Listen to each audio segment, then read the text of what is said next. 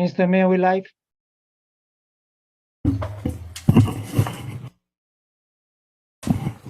Thank you for that, Mark. Today is April 5th, 2023. The time is 5:22 p.m. and I'm calling to order the Baldwin Park City Council special meeting. City Clerk, can I have a roll call, please? Absolutely. Mayor Estrada. Here. Mayor Pro Tem Garcia. Here. Councilmember Avila. Here. Councilmember Ayala. Let the record reflect Councilmember Ayala is not present. Councilmember Damian. Let the record reflect Councilmember Damian is not present.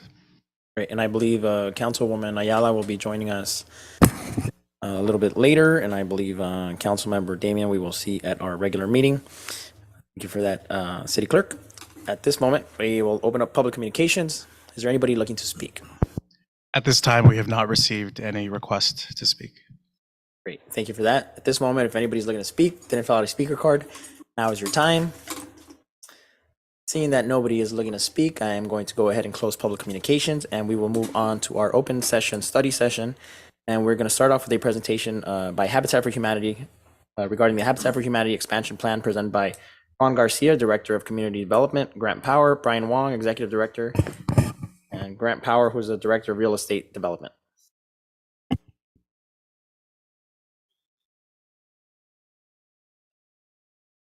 Power, Director.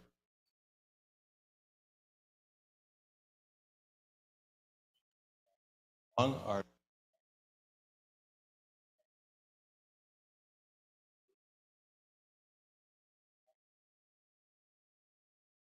been doing in the case of the Affordable Housing Expansion Agreement.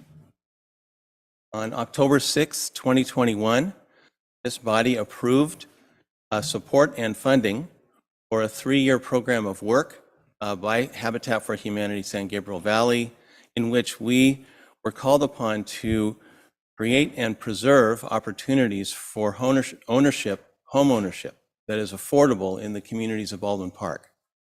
Since that time, we have been active in implementing and exploring the opportunities that were called for in this agreement. And tonight, we would like to bring before you what we've been doing, what we are doing now, currently, and what we're looking to do in the future.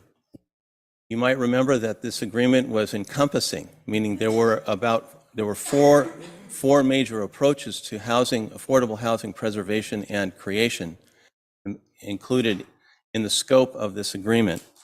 They include new construction of complete units, acquisition and rehabilitation of existing units, home repairs, critical home repairs. And at that time, we had not made much progress on this, but we now are moving forward with a category in the area of ADUs, or accessory dwelling units. So we're going to go through the different aspects of this agreement with you this evening briefly. And to do that, I'd like to ask Brian Wong to step forward and discuss them in detail with you. Thanks, Grant. Good evening, everybody. These are some exciting times. I'm happy to run through what we're working on, what we've accomplished, and some of our projects that we have in front of us. Next slide. Next slide. So under new construction, these are brand new affordable homes that'll be coming up. Torchlight Terrace is the project that we started about a year and a half, 2 years ago.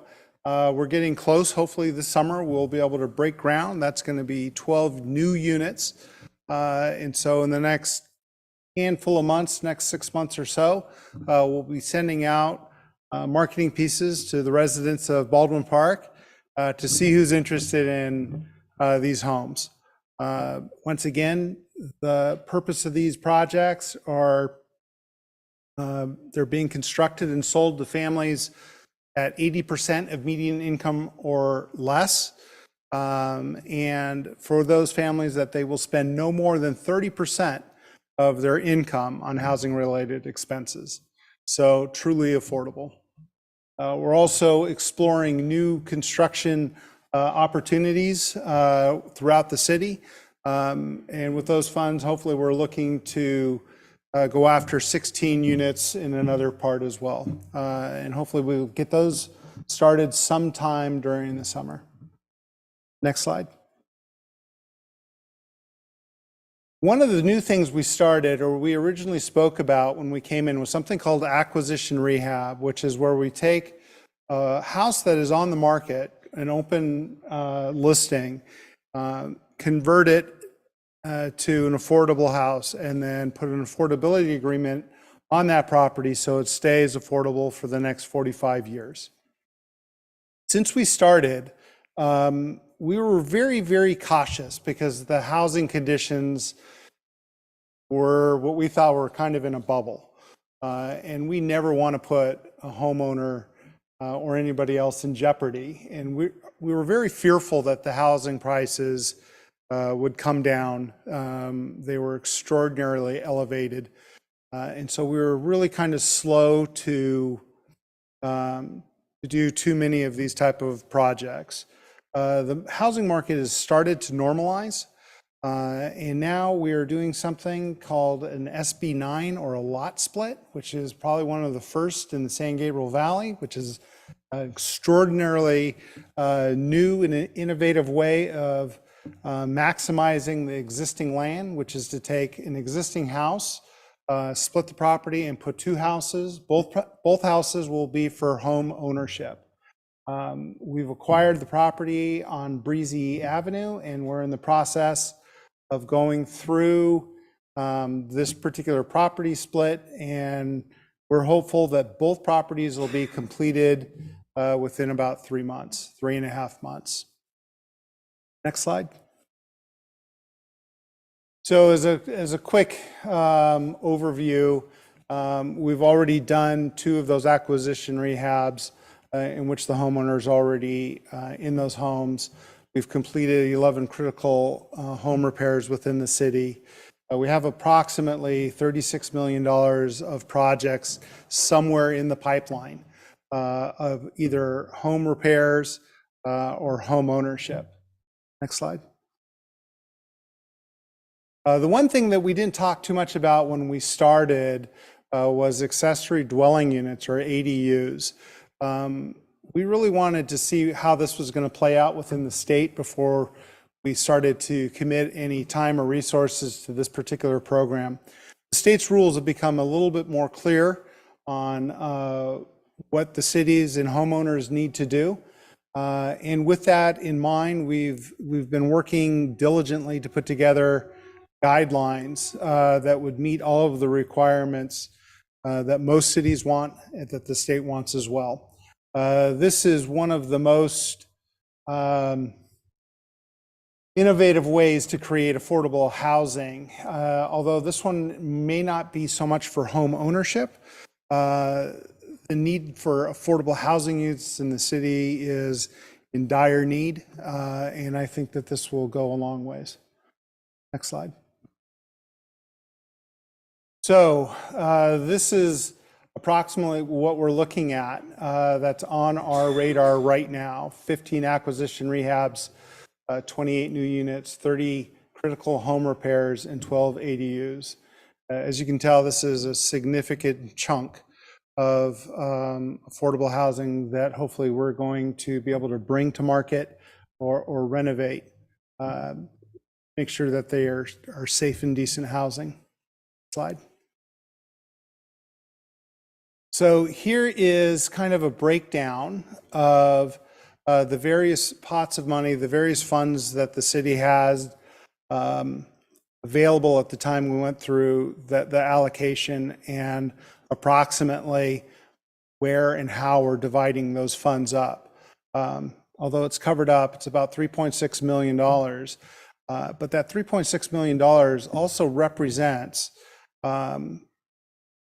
approximately 20% of your arena number will be covered for low-income housing by these funds. Next slide. So looking forward, We have a number of projects that are already, we're looking at. They're gone through our pro formas. They look like they're going to be ready to pencil. Of those 4 pots of money, 2 of those groups of funds have already had the expansion agreements completed, so we can draw down the funds. We have 2 more of those funds, which are the ARP funds and funds for the future, that we need to finalize the terms on how that's going to go, and then we're ready to roll. Next slide. All right, look at that. See how quick I got through that? So now I have plenty of time for questions if anybody's wondering on anything that we popped up. But I can tell you things are really moving, and there's a lot of excitement out there. Well, we're definitely looking forward to this. I know we've been working on this for a very long time. We're excited to not only see it move forward, but continue. And I really want to. I'm excited to see the results. It's not just going to benefit, as you mentioned, homeowners. It's opening up opportunities for renting for people at a not everybody can be a homeowner, right? Or not right away. So opening up that opportunity for renters, opening that opportunity for people who are already homeowners, expansions, and allowing people to not be so crowded in one home. A lot of the times we think every ADU is going to be for a renter, but it might be for that extended family, maybe that grown, the children that become adults and now they need a little bit more space. So this is a really good it's a really good project, and I think it's going to set a very big example for the San Gabriel Valley. So I'm also interested in learning more about the SB9 project.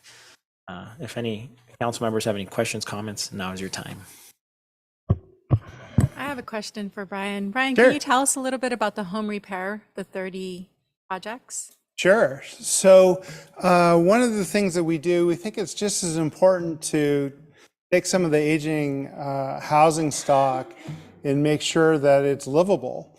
One of the issues that we have in the San Gabriel Valley is a number of these homes were purchased, say, 30, 40 years ago. The families, kids have moved out. It's normally just the mother who's living there. Social Security, limited income, don't have the ability to make those repairs on their own. So their choices become live in dangerous areas or they have to move out. So the reason we have 30 is historically the average cost for these repairs is only about $10,000.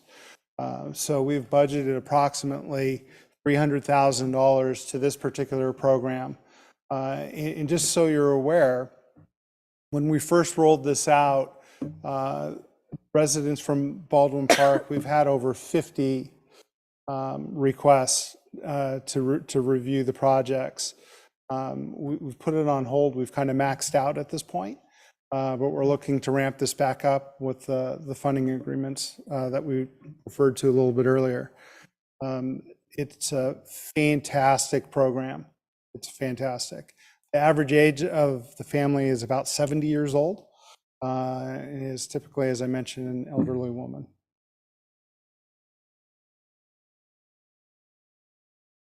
And how do you determine the recipients of these repairs and the funding? Now, that's a good question. So what we try to do is we typically do things randomly. Almost everything is random. So we'll open up a period of time and then we'll shut the window down. So whether it's, for example, for Torch or for when we have more funds for repairs or anything else, we'll have a window of time, say 30 days. And during that 30 days, everybody who applies gets assigned a number. And then we randomize it. And then we start from top to bottom until we fill up the allotment. Anybody who qualifies and meets the parameters at the beginning, we go from top to bottom. I mean, so we really do not select families. I just think that there's too much human error, too much, I don't think anybody purposely is biased, but it happens. So we set the guidelines and run from top to bottom. So it's really not based on the need of the repair necessarily. It's more of a random kind of lottery. It is absolutely a lottery, and it's also on need. Meaning that if you put in and said, hey, I want a new flower bed or a different colored house, that's not going to qualify. So we have a list of particular items that are going to be on there that work and don't work. So anything that has to do with, your aging in place, which is ADA compliance, ramps, door handles, there's safety issues, windows, roofs, floors are typically the big ones. Occasionally we'll have issues with electrical panels and plumbing. So we try to define what the project can be. We do set a limit or try to set a financial limit for each particular house so we can make sure we can reach as many people as possible.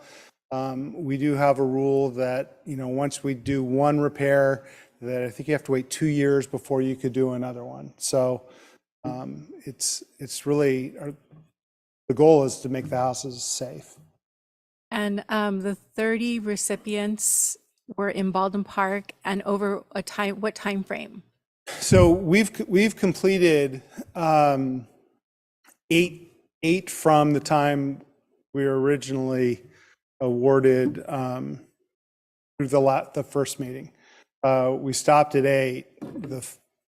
We are in the process of waiting for the last funding piece to go. So the first 8 are kind of on our dime. And then as soon as we can get the rest of this resolved, then we're ready to go again. Okay, and so the 8 were Baldwin Park residents in between 2021 to currently. Yes. Okay. I'm trying to remember when we stopped, but that was a little while ago. What's the final date? I can't. It was the last date.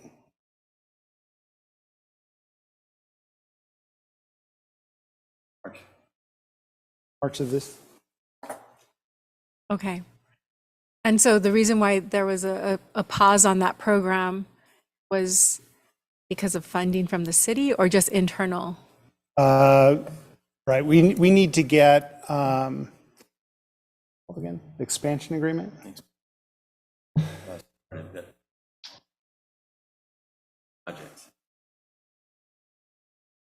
Of the majority of these still to go, we're trying to respond to the 50 calls as quickly as we can, but having access to the additional expansion agreement funds will make it possible for us to proceed.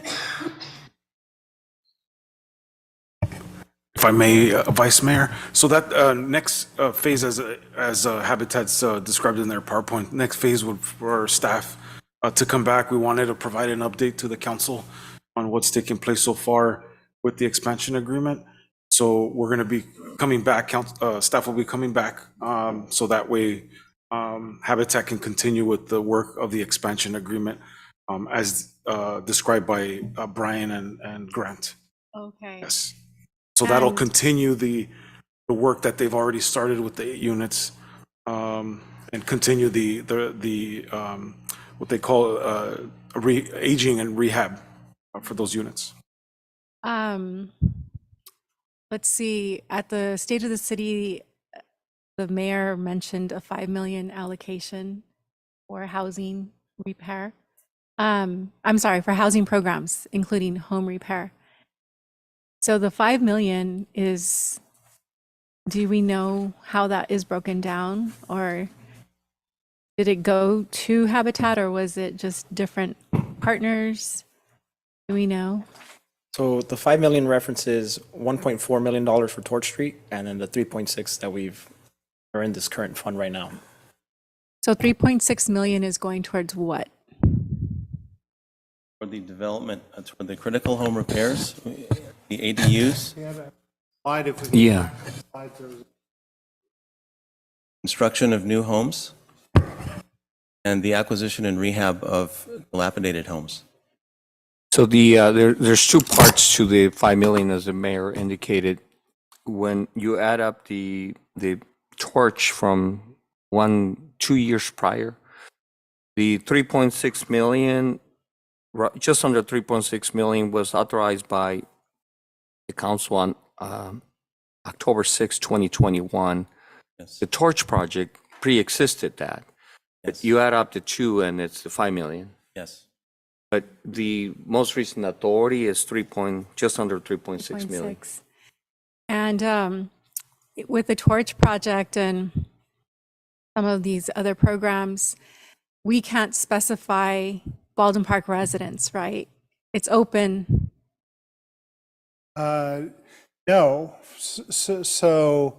Our game plan has been all along for all of the new home properties to do that, is to have it for Baldwin Park residents. And we'll go through a rating schedule with you that we've used in many areas. Typically, it's something as simple as 1 point for currently living in the city, 1 point for currently working in the city. And with those two criterias, to start the process going down that way. If there's additional things that you want to put in there, we can take a look at those as well. We have a general plan that we use. We're more than happy to send it off to you, and then you can tweak it on however or any additional things you would like to see. For the acquisition, for the home repairs, obviously, they have to be owner occupied, so no investor properties. For the acquisition rehabs, because we try to do those fairly quick to acquire them, repair them, and then put families in them. We haven't historically pulled from a city because we have a marketing period and then we have to do underwriting, and it turns out that the house sits for quite a while, and it's not the best way to go. We have a pipeline currently of qualified people who want to live in the area, and so we typically try to take them out of that pipeline for expediency's sake. Okay, so we are able to give preference to Baldwin Park residents in these projects and the affordable housing Yes, as well. absolutely. Absolutely. Okay. I think that's, I wanted to understand, after the State of the City address, I was sitting next to Council Member Damien, and we were very curious, on some of the questions that I asked. So are you going to be here for the regular session? We can be. I don't know if Councilmember Damien might, have some questions or suggestions or things like that. So if you wouldn't mind. Okay. One of us will be here. at Okay. least. Well, let's see. It's 5:45 and that meeting starts at 7. So maybe you can grab some food like down the street, be a mod or something, in and out. No problem. Thank you. Okay.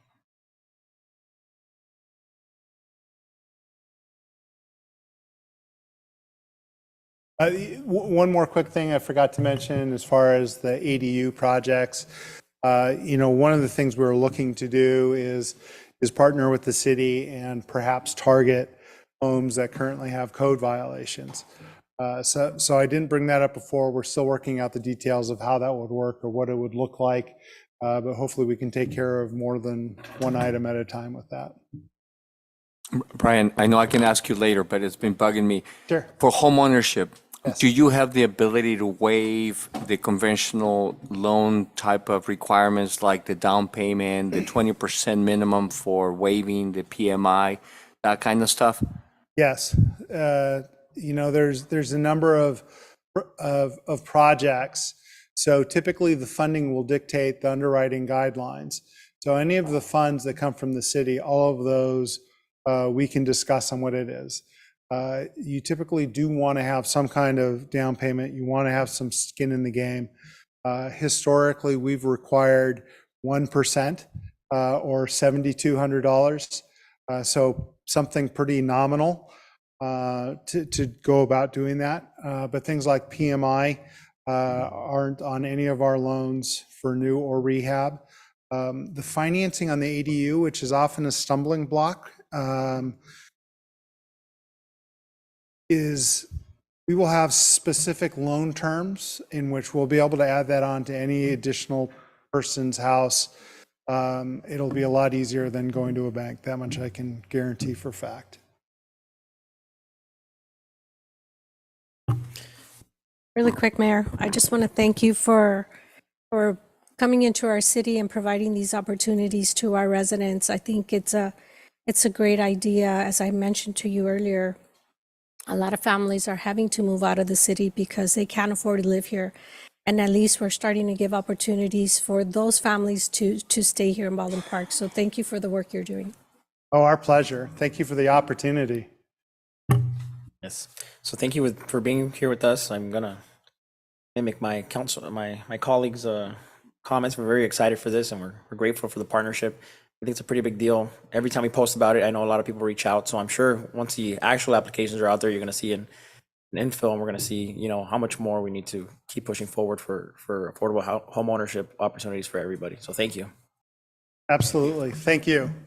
Time to go get dinner, and we'll be back around 7. Thank you. Maybe like 7:15. Perfect. Thanks.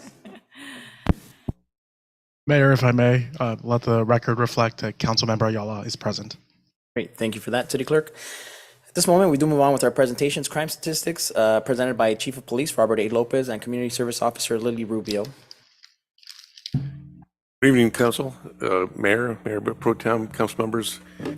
It's been a while since we've discussed this. I know that Council members have been concerned about reporting crime stats to the community. We are in the process of going live, hopefully next Monday, being able to post our crime stats as we have been able to, through the kind funding of the City Council, to allow us to hire a company to develop a dashboard for us so that we can access our information a little easier than what the system allows currently.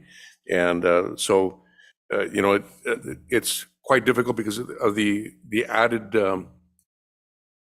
process that the FBI has added, which is NIBAR's national, I don't have the exact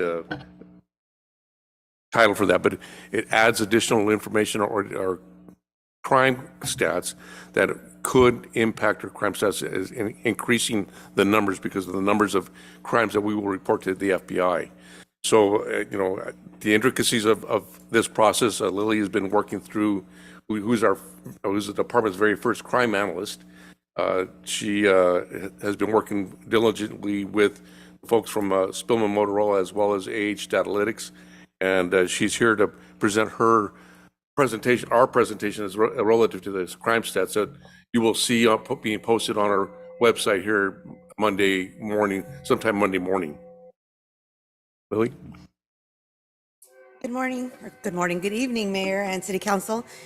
First, I wanted to apologize if I have a little bit of a coughing back, but my name is Lily Rubio. I'm a community service officer here at the Baldwin Park Police Department. First off, I want to tell you that I'm excited to be a part of the introduction and implementation of the first official crime stats for the police department. After many years of inquiring and asking for the opportunity, Chief Lopez allowed me to attend a crime and an intelligence analyst training course. With the support of the City Council, Chief Lopez and AH Datalytics were able to build a custom dashboard, which is a professional and more accurate manner in reporting crime stats. Our crime stats will be posted on our website monthly. The examples provided today will be posted on our website hopefully on Monday. There are several steps in completing the crime stats, and it has been quite a challenge since we had to convert our crime classifications to NIBARS, which is National Incident-Based Reporting System. I will provide you with a brief summary so you can better understand the process. The data for our crime stats is entered by our officers as they are completing their crime reports. They enter the NIBARS of offense, and the reports are then forwarded to the patrol sergeants for approval. The crime stat data is then extracted from our records management, which is our Spillman system, and imported into our dashware software. I can filter the offenses and create custom reports based on date, time, offense code, etc. All these reports will give a better understanding of where crime trends and hotspots are arising, and it'll allow us to formulate response techniques to help us prevent crime and ultimately benefit our department and the community. Regarding our RIPA, which is Racial Identity and Profiling Act, and NARBARS, I'm here on behalf of our record specialist, Supervisor Joan Gasca, to inform you about the state mandated systems that we have transitioned over into the last couple of years. Our department has been successful in implementing both of these systems, and we're currently in compliance with state mandates. RIPA requires all city, county, and local law enforcement agencies to collect perceived demographics and other detailed data regarding pedestrian and traffic stops. The act prohibits racial and identity profiling by law enforcement.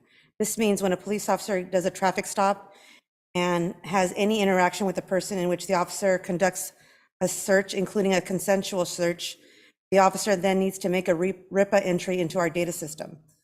The officer answers about 10 to 20 questions regarding the interaction they had with the person that detained or searched. The questions include information about the person's race, age, gender, etc. The average time per each entry is about 8 minutes. This is extra to the actual police report. The data gets submitted to the Department of Justice, where they publish the information, making it available to the public and law enforcement agencies to help improve bias-free policies and officer accountability. NARBARS has been in effect since January 1st of 2021. This is when law enforcement agencies were required to use NARBARS for collecting and reporting crime incident data to the FBI. This new system allows for law enforcement agencies to capture all offenses with an incident, and it's a much higher level of detailed reporting. The requirements for NARBARS for each crime are built within the report writing system, enhance quality and timelines of crime data collected by law enforcement agencies. NARBARS took place of UCR, Uniformed Crime Reporting, which was based on a classification where only the most severe crime, regardless of other crimes that occurred within the same incident. This affects our crime stats directly because NARBARS counts crimes differently. With NARBARS, we can count more than one different type of crime in each incident. I hope this information provides a better understanding of how our crime stats are reported and compiled. I look forward to posting them on our website for our community to view. And our PowerPoint presentation is listed. We added February this morning. Next slide.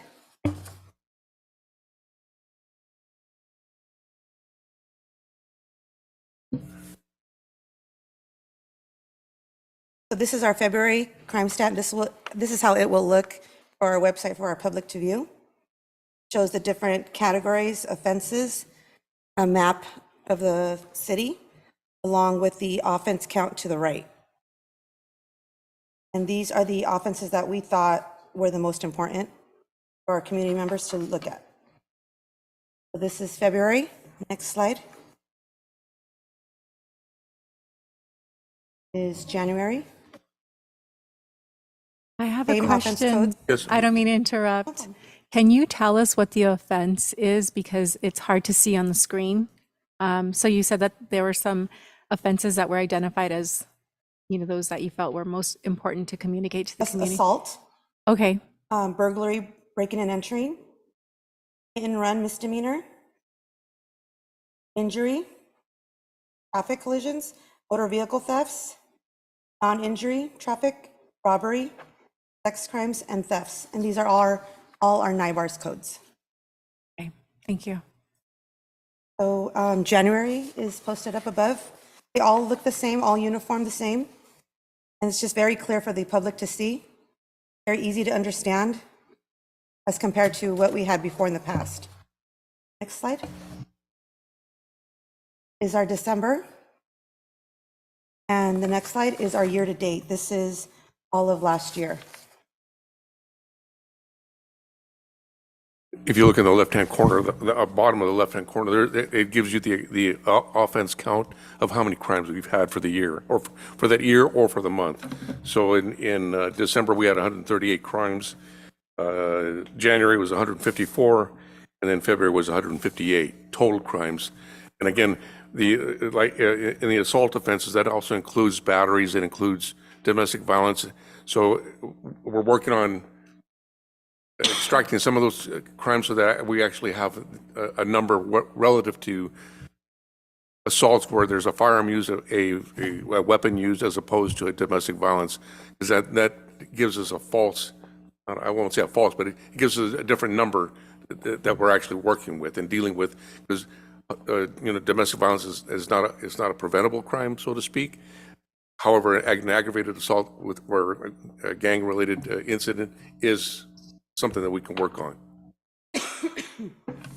Also, the FBI, they set up the categories and all the offenses and what they explain to us what goes in what classification. The other thing up for night bars or the FBI stats is that we can actually have to report at up to 10 crimes within one incident. So that adds to the numbers that we're dealing with, which it would cause a concern. But when you look at it and you break it down, you realize that it's only one incident. But within that incident, let's say it's a robbery, you have an aggravated assault, you have a car theft, you have another list of other crimes, that's going to be counted as well. And that concludes our presentation. Like I said, it's very exciting for us to be able to actually finally put something on our website. I know that that's been a contention for the council for many, many years. We've been able to actually get this company to put this dashboard together for us, and there's more steps that we're looking to do with this process that we've purchased. It's our purchase. It belongs to us. We don't have to pay any fees to it. Lily is responsible for managing it and getting the information out. And as we move along, there'll be some accountability for the patrol officers, for the patrol sergeants, for the lieutenants, and for the detective bureau to work together in impacting crime within the city. I have a question, Chief. Yes, ma'am. Regarding the RIPA, I believe, Lily, you called it the profile. Chief, she mentioned that they ask between like 10 to 20 questions. Yes, ma'am. I guess of the suspect or whatever. So what determines the 10 to the 20 questions? It's the state that mandated that, and also the federal government that mandated the questions that we're required to ask and respond to, so that they can account for the stop and the reason for the stop and who was stopped at the time of the day, and look at whether there's any incidents of racial profiling. Okay, I guess my question is, what determines if the officer will ask 10 questions, 13, 15 to 20 questions? Because she mentioned that's between 10 to 20. Right. So what's the determining factor of that? It depends on from what I remember, it depends on the person that they stop. If they're a primary person or if it's a person in the vehicle, it depends on where they're at or what the reason for the stop was. Okay. Also, the questions are asked when the officers are inputting the entry, the RIPA entry. It's where the questions are asked. That's how it. But it's not just like a set number. It's between 10 to 20, determining how they answer, how the conversation goes on. You see what I'm saying? They don't ask the suspect. The officer is asked when they're entering the RIPA information. So it's asking information about the stop. So the officer doesn't ask the suspect 10 to 20 questions. It's just the fields that they're filling out. It depends on what like I said, Situation? Yes, ma'am. It also depends on the individual that the individual they've stopped. Okay, thank you.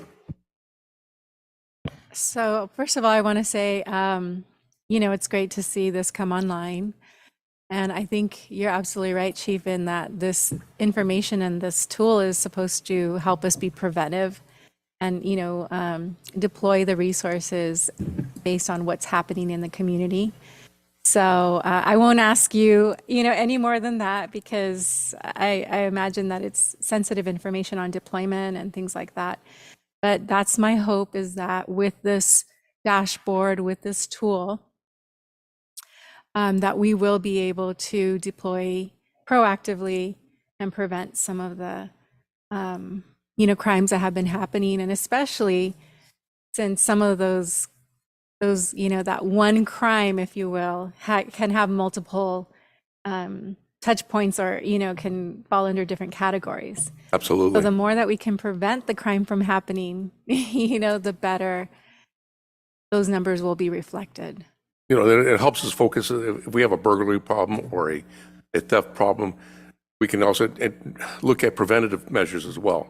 If a business is dealing with a lot of thefts, reaching out to the business and making it a harder target or we'll call it a target, but a harder place to cause crime to occur, so that maybe slow it down or maybe change, put cameras in or whatever it may be, we can tailor it to impact crime so that it minimizes the amount of crime that we're dealing with. Right. Yeah. And similar, like in our residents or the neighborhood. So, we see that there's a specific neighborhood that is being, targeted, if you will, doing things like neighborhood watch groups in that specific neighborhood, even doing like, we could even go get creative as like having a city street fair, just so that the community knows we're watching, we're monitoring, we're tracking. It's countering the broken windows theory. Yes, ma'am. So good. Thank you. Thank you. Mayor, Yes, Councilwoman. thank you. I just want to add, I appreciate this report. It's a wonderful report. I agree with Mayor Pro Tem. We can now see where specific crimes are occurring, so we can continue to check on those areas more often. But I also want to add that it also helps when you guys are putting on social media the things that are going on in the city, because sometimes, as you know, a lot of people are addicted to social media, and I appreciate when you put on there, what our department had just done. For example, when they did that cannabis bust, there was a few different areas. It's important that the community knows what's going on, because sometimes they'll see a lot of police in one area and they'll be wondering, well, what happened? But then you guys are now posting on social media. It's very helpful. And I've seen people go on there and saying, thank you for being out there. Thank you for caring for our community. So alongside of this, that's going to be done now in our city, keeping the community informed via social media, it's also very important. So thank you for doing that as well. As far as the community-based activities in the city, I know, Chief, you have mentioned to me already, you already have something great planned once we pick up our staff numbers to hit each side of our community and make yourself stand out so the community knows that you're there. So I'm looking forward to those programs that you have in mind. So Yes, thank ma'am. you. Thank you. Great. Definitely exciting. I think, Chief, this is another accomplishment for you under your tenure. We kind of mentioned that last time. Yes, sir. Forgot to mention it. I know that everybody's excited to see you, pull this off, and it's really beneficial for everybody, especially for the community and the sense of transparency. I would just say, we're talking about how the standards of the FBI kind of give a false impression of what the crime's really happening, right? If you pull somebody over and they committed a crime, they robbed somebody, and then they had maybe possession, and then it's going to make it seem like there was a big bubble of crime there when it was really just one stop. So, and I think we saw that, last time for the first time when we talked about these crime statistics, and it was really just a comparison of the beginning of the year until June. It seems like crime's going to grow, but not all of the crime for the year happens in one day. So of course, throughout the year, it seems like an increase. So we just want to be, we want to make sure that we don't cause that we're transparent, but that we're also educating the community as to how this program works, so that they don't, cause any sort of panic within the community, and so that they understand how this works and a form of transparency, but also for them to understand. We will be putting some information out for the community to understand the way we report crime, so that it doesn't give them a false sense of insecurity, that they understand why why the FBI is requiring this information for their statistical purposes as well. Yes, good. Thank you. Yes. Thank you to Lily for being here with us. Thank you, guys. Lily, sorry. All right, one question. I wasn't able to quite see on the map whether you have any subdivisions within the city boundaries of any other groupings of whether it's, a quadrant or a census tract or any other, and whether we will use any other subdivisions. I couldn't We tell. don't for the public. It's just the map of the city, but we can filter out concentrated areas of the city. Yeah, just I wasn't able to see it. I'm not suggesting that you do, but whether you have them now or not, that's, yeah. We're working on the different capabilities of the system so that we can look at what specific areas within the city. They're called RDs, reporting districts. So we'll be looking at those reporting districts as well, or in addition to the beats. We have 4 beats that the city has. We're looking at that as well to look at what is occurring in a beat area. I see. So we can focus our patrol efforts. Thank you, Chief. Yes, sir. Thank you, Lily. Hey, thank you for that. So at this moment, we are done with our open session, so we will recess to closed session.